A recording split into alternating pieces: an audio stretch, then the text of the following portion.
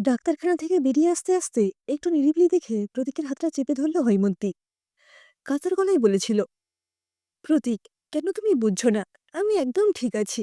আমার কোনো মাথার গোলমাল, কোনো রোগ নেই। তুমি বিশ্বাস করো, আমি ইচ্ছে করে গাড়িটার সামনে চলে যাইনি, বরং গাড়িটাই আমাকে যেন ধাক্কা মারতে। প্রতীক হৈমন্তীর হাতের ওপর মৃদু চাপ দেয়। ঠিক আছে, ধরলাম তোমার কথাই ঠিক। তাহলে গাড়িতে যে আমায় বসে থাকতে দেখেছো, সেটা? আমি তো তখন অফিসে। ছাড়ো না, ডাক্তারের ওপর ছেড়ে দাও। তিনি যা ভালো বুঝেছেন বলেছেন, সব ঠিক হয়ে যাবে। ওষুধগুলোও খাও। হতাশ অথচ হৈমন্তীর চোখে জল চিকচিক করে ওঠে। কি করে বোঝাবে সে প্রতীককে? সে পাগল নয়, কোনো মানসিক সমস্যাই নেই তার। যা ঘটেছে তাই সে বলেছে। সেদিন রাস্তা ফাঁকা দেখে বেরোতে গিয়ে সাইডে দাঁড়িয়ে থাকা একটা ক্যাব হঠাৎ স্টার্ট দিয়ে তীব্র বেগে তার কাছে এসে ব্রেক কষে। আতঙ্কে চোখ বুজে ফেলেছিল হৈমন্তী। তারপর তাকে পাশ কাটিয়ে যাওয়ার সময় একটা গালগাল দিয়ে ড্রাইভারটি হিন্দিতে বলেছিল, মারনে কে লিয়ে মেরা গাড়ি হি মিলা কেয়া। চোখ খুলে এক ঝলক যেন দেখেছিল ড্রাইভারের পাশে বসে প্রতীককে। চোখের ভুল? প্রতীক তো তখন অফিসে। তবু যেন দিনের আলোর মতোই সেসব পরিষ্কার। সন্ধ্যাবেলা সেসব শুনে আকাশ থেকে পড়েছিল প্রতীক। আমি? তোমার সত্যিই মাথা খারাপ হয়েছে। আমি তো অফিসে। তুমি কি ভাবো বলো তো? আমি তোমাকে মারতে। কথাটা শেষ করেনি প্রতীক।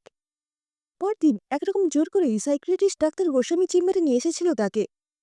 তার প্রাণের মানুষ, যার হাত ধরে এক বস্ত্রে বাড়ির আপত্তি অগ্রাহ্য করে চোখে কাপড় বেঁধে বিশ্বাস করে বেরিয়ে এসে সংসার পেতেছিল, সে যদি তাকে এমন অবিশ্বাস করে, তবে সে যায় কার কাছে? এমন আর কিছুদিন চললে তো তাকে সত্যি সত্যিই পাগল হয়ে যেতে হবে। সেদিন প্রতীকের প্রশ্নের উত্তরে বলতে পারেনি বটে, কিন্তু হৈমতী কেমন যেন অনুভব করছে তার মধ্যে প্রবল এক মৃত্যুভয় বাসা বেঁধেছে। কোথাও যেন তোড়জোড় চলছে তাকে শেষ করে দেওয়ার। ভাবা হয়তো উচিত নয়, তবে ঘুরে ফিরে একজনের কালো ছাই দেখছে সে। এই অদ্ভুত দমবন্ধ করা বিভীষিকাময় আতঙ্কের পেছনে সীতার পরম প্রেমাস্পদ একান্ত আপন, এমনকি একমাত্র আপন প্রতীক। বাবা মা বছরখানেকের মধ্যেই মেনে নিয়েছিল তাদের এই অমতে করে বিয়েটাকে। করবে নাই বা কেন? জামাই ঘন ঘন একাই চলে যেত শ্বশুরবাড়িতে, অফিস ফেরত সন্ধ্যের মুখে। দামা পাগল শ্বশুরের সঙ্গে এক হাত খেলে আসত। এছাড়াও টুকিটাকি ফাইফার মাস, মিষ্টি, বাজার, বইপত্র এসব করে আস্তে আস্তে মঞ্জাই করে নিয়েছিল শ্বশুর শাশুড়ির। দুই বাড়ির সম্পর্ক স্বাভাবিক হতে বেশি সময় লাগেনি। একমাত্র মেয়ে আর দূরে থাকেনি। হৈমন্তী পরম স্বস্তি পেয়েছিল। এই স্বস্তি, এই সুখ বেশিদিন টেকেনি। এক রাতে ও বাড়ি হয়ে প্রতীক ফেরার পরেই বিনা মেঘে বজ্রপাতের মতো এসেছিল খবরটা। রান্নাঘরে গ্যাসের নব খোলা থাকায় সিলিন্ডারের গ্যাস লিক করে অগ্নিদগ্ধ হয়ে মৃত্যু হয় হৈমন্তীর মায়ের তৎক্ষণাৎ। তাকে বাঁচাতে গিয়ে গুরুতর অগ্নিদগ্ধ হয়ে হাসপাতালে ভর্তি হওয়ার একদিন পরে হৈমন্তীর বাবারও। শোকে পাথর হয়ে গিয়েছিল হৈমন্তী। এত শোকের মধ্যেও একটা বিচ্ছিরি খাপছাড়া চিন্তা মাঝে মাঝে উঁকি দিয়ে যেত মনের অন্দরে। রাতে খাবার গরম করতে গিয়ে হয় দুর্ঘটনা। তার আগে শেষ গ্যাস জেরেছিল প্রতীক। নিজের চা আলাদাভাবে নিজের হাতে করে নেওয়া বরাবরের অভ্যেস। শ্বশুরবাড়িতেও এই নিয়মের ব্যতিক্রম হতো না। তবে কি, সন্দেহটাকে তাড়াতে বেশ সময় লেগেছিল। উইলটা আলমারিতে রাখতে রাখতে জিজ্ঞেস করেছিল প্রতীক, বাড়িটা রেখে কি হবে? বিক্রি করে দিলেই ভালো। না হলে তার মেনটেনেন্স, পাহারা, নয়তো ভাড়া বসানো, অনেক ঝামেলা। ভেবে দেখি, এটুকুই বলেছিল হৈমন্তী। বাবা মা স্মৃতি বিজড়িত বাড়িটা বেঁচে দিতে মন চায়নি। স্বামী স্ত্রী আর শাশুড়ির তিনজনের এই নিভৃত সংসারে একটা সময় বড় একঘেয়ে লাগতে শুরু করে হৈমন্তের।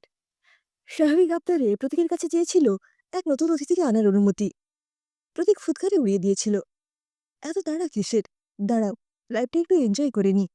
ছেলে মানুষ করার জন্য তো গোটা জীবন পড়ে আছে। একবার নয়, বারবার ব্যর্থ হয়েছিল এই অনুনয়। হতাশ হৈমন্তী একদিন বলেছিল তার দ্বিতীয় ইচ্ছের কথা। একটা পার্লার করব, একটা দোকানঘর ভাড়ায় পাওয়া যাবে। তুমি কিছু টাকা দাও সেলামি হিসেবে। দোকান চালু হয়ে গেলে ভাড়ার টাকা ঠিক উঠে আসবে। তুমি প্লিজ না করো না, আমার সত্যিই সময় কাটে না। মায়ের সঙ্গে গল্প করে, টিভি দেখে এসব করে আমার মনে হয় আমি সময় নষ্ট করে ফেলছি। আমি আরো কিছু করতে পারি নিজের যোগ্যতায়।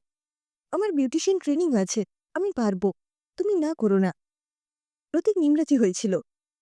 কিছুদিন যাবৎ হৈমন্তী লক্ষ্য করেছিল একটা লোক রাস্তাঘাটে তাকে ফলো করে, বিশেষ করে সন্ধ্যের পর দোকান থেকে ফেরার পথে। প্রতীককে বলেও বিশেষ লাভ হয়নি। হেসে উড়িয়ে বলেছে, দেখো, তোমার কোনো কাস্টমারের বর বোধ হয়। মুখের এমন হাল করেছ, নিজের বউকে বোধহয় চিনতে পারছে না, তাই অভিযোগ জানাবে বলে তোমার পিছু নিয়েছে। আচমকা ঘুরে একবার লোকটাকে ধরার চেষ্টাও করেছিল হৈমন্তী। লোকটা যেন কোথায় মিলিয়ে গেল। দুদিন সন্ধ্যের পর ফিরেছে প্রতীকের সঙ্গে।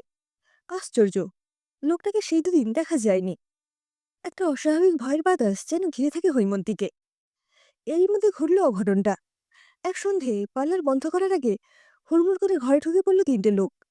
প্রত্যেকের মুখে মাফলার জড়ানো, হাতে রিভলভার। দোকানে তখন একা হৈমন্তী। সঙ্গে মেয়ে দুটো আগেই চলে গেছে। টাকা পয়সা তো গেলই, সঙ্গে মিলল হুমকি। দোকান ছেড়ে দিতে হবে 7 দিনের মধ্যে। ওদের বসের নজর পড়েছে এই দোকানের ওপর। ওখানে মদের দোকান হবে তার। এমন বসের নাম শোনেনি কোনোদিন হৈমন্তী। হৈমন্তী ভেবেছিল প্রতীকে নিয়ে থানায় যাবে। প্রতীক রাজি হয়নি। তোমার মাথা খারাপ হয়েছে? ওইসব গুন্ডা বাহিনীর বিরুদ্ধে অভিযোগ করে মরতে চাও? পুলিশ তোমায় বাঁচাবে? কোন দিন রাস্তায় তোমাকে। গা শিউরে উঠেছিল হৈমন্তীর। আপাতত দোকানের কথা ভুলতে হয়েছিল হৈমন্তীকে। চমকে উঠেছিল হৈমন্তী নিজের অজান্তেই। প্রতীকের সঙ্গে দেখা করতে আসা লোকটাকে চা দিতে গিয়ে দেখেছিল, প্লেট হাতে নিতে গিয়ে লোকটার বুড়ো আঙুলের পাশে উকি দিচ্ছে আর একটা ছোট বুড়ো আঙুল। আবার একবার গা শিরশির করে উঠেছিল হৈমন্তীর। দোকানে হুমকি দিতে আসা দলের একটা ছেলে গা চুলকুতে গিয়ে দেখিয়ে ফেলেছিল এমনই ছোট আঙুল। কথাটা আর সম্ভাবনা প্রতীককে বলায় স্বভাবসিদ্ধ ভঙ্গিতেই একই কথা বলেছিল। তোমার সত্যিই মাথা খারাপ হয়ে গেছে। ও আমার চেনা, ভালো ছেলে। তারপর কেমন গম্ভীর হয়ে বলেছিল, তুমি কি ভাবছ আমি ওকে পাঠিয়ে। বিব্রত হৈমন্তী তৎক্ষণাৎ ঘাড় নেড়ে জোর গলায় না না বলেছিল বটে, কিন্তু ভাবনাটা কেন জানি না আঠার মতো সেটে গিয়েছিল। অনুমতি আর টাকা যে প্রতীক খুব খুশি মনে দেয়নি তা সে ভালোই জানে। এক রবিবার প্রতীক ডেকে পাঠালো হৈমন্তীকে বসার ঘরে। এক ভদ্রলোকের সামনে কিছু কাগজপত্রে সই করতে হলো। জীবন বীমার কাগজপত্র। তার নামে নতুন বীমা, বেশ বড় অঙ্কের। হৈমন্তী অবাক হয়, পরে বলেছিল, এসবের কি দরকার ছিল? প্রতীক মৃদু হেসে বলেছিল, সে তুমি বুঝবে না। তুমি কি কম দামি আমার কাছে? আর দামি জিনিসেরই বীমা করাতে হয়।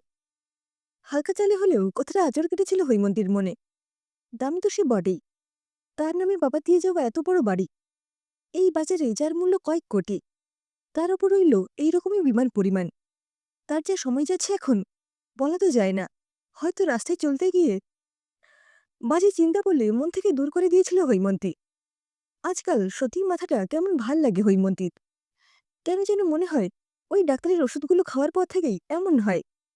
শুধু তাই নয়, সবকিছু কেমন ভুলে যাচ্ছে হৈমন্তী। টুকিটাকি কাজের কথাও ভুলে যায়। কয়েকবার ভাত পোড়ানো, দুধ উতলে যাওয়া, এসব তো হয়েইছে। কদিন আগে এক রাতে সদর দরজায় রাতে তালা পড়ল না। সকালে দেখা গেল দরজাটা হাট করে খোলা। কিছু অঘটন ঘটেনি যদিও। শাশুড়ি চেঁচিয়ে পাড়ামাত করেছিল যেন সব চুরি হয়ে গেছে। অথচ হৈমন্তী মনে করতে পারে আবছা সে রাতে তালা দিয়েই শুয়েছিল। তবু চোখের সামনে দেখা বাস্তব তো আর অস্বীকার করা যায় না। শুধু একটা খটকা থেকেই যায়। প্রতীকের বাড়িতে পড়া ছুটিটাতে কাদা লেগে। ভোররাতের বৃষ্টিতে উঠান কাদাময়। তবে কি ভোরবেলার প্রতীক গিয়ে। আবার জোর করে বেড়া সন্দেহটা মাথা থেকে বার করতে হয়। প্রতীক গম্ভীর হয়ে বলে, আর একবার ডাক্তারকে দেখানো দরকার। সমস্যা তো কমছে না, বরং। হৈমন্তী বারণ করতে গিয়েও চুপ করে যায়। লাভ নেই। দ্বিতীয় দফা ডাক্তার দেখানোর পরের ওষুধগুলো খেলে হৈমন্তী সত্যি মাথায় বড় কষ্ট হয়। হৈমন্তী প্রেসক্রিপশন দেখতে চেয়েও পায়নি। ফার্মেসিতে নাকি দেওয়া আছে। ওষুধ সব খুলে কৌটোতে ভরা থাকে, রং বেরঙের। নামগোত্র জানার উপায় নেই। আগের ওষুধের সঙ্গে অতিরিক্ত কিছু ওষুধ যোগ হয়েছে। এগুলো খেলেই শরীর কেমন আনচান করে। একদিন না খেয়ে দেখেছিল হৈমন্তী। সেদিন ভালো ছিল। প্রতীককে বলাতে উল্টে খুব রেগে গেল, বকাবকি করল। তারপর থেকে তো নিজে দাঁড়িয়ে থেকে ওষুধ খাওয়ায়। হৈমন্তী দিন দিন আরো বেসামাল হয়ে যায়। সন্ধ্যের মুখে গঙ্গার ধারে বসে ছেঁড়া এসব চিন্তাই ঘুরে বেড়াচ্ছিল হৈমন্তীর ঘোর লাগা মাথার মধ্যে। আজও মাথা অসহ্য ভার।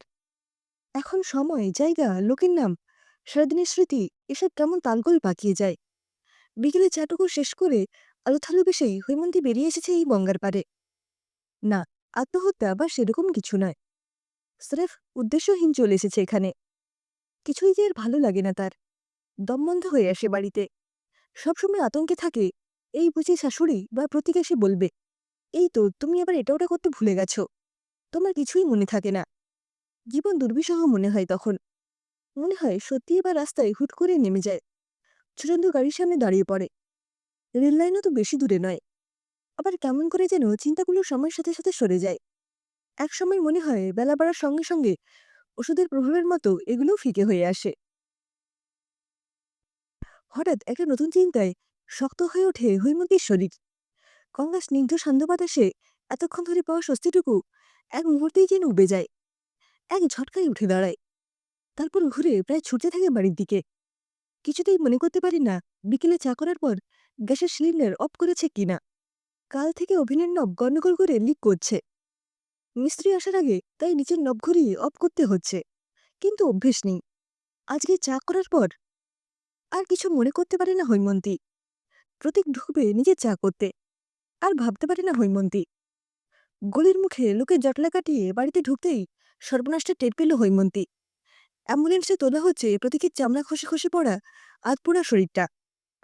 শাশুড়ি বারান্দায় অজ্ঞান হয়ে পড়ে। দুদিন বেঁচেছিল হাসপাতালে প্রতীক। কথা বলতে পারেনি। শুধু অবাক চোখে কাঁপা কাঁপা আঙুলে হৈমন্তীকে নির্দেশ করে কিছু যেন একটা বোঝাতে চেয়েছিল। সে অব্যক্ত ভাষা বোধহয় কেউই বোঝেনি। পুলিশ অফিসার হৈমন্তীকে ডেকে বলেছিলেন, আপনার শাশুড়ি মা আপনার নামে খুনের অভিযোগ করেছেন। আমরা অবশ্য বোঝাচ্ছি ওনাকে, এটা একেবারেই দুর্ঘটনা। মন না মানলেও মেনে নিতে হবে। আপনি যে অসুস্থ, চিকিৎসা চলছে, ভুলে যাওয়ার সমস্যা, এসবও তো উনি জানেন। আপনার ডাক্তারের প্রেসক্রিপশন এসব আমরা রেখেছি। উনি কোট করলে এসব আমাদের দেখাতে হবে। তবে আপনি কিন্তু চিকিৎসা চালিয়ে যান। আপনার রোগের জন্য কত বড় সর্বনাশ হলো আপনার, দেখলেন তো। বিমর্ষ হৈমন্তী মাথা নাড়ে। বিদায় নিয়ে চলে আসার সময় ঘাম মুছতে গিয়ে এক চিলতে সূক্ষ্ম হাসি রুমালের আড়ালে চাপা পড়ে যায়।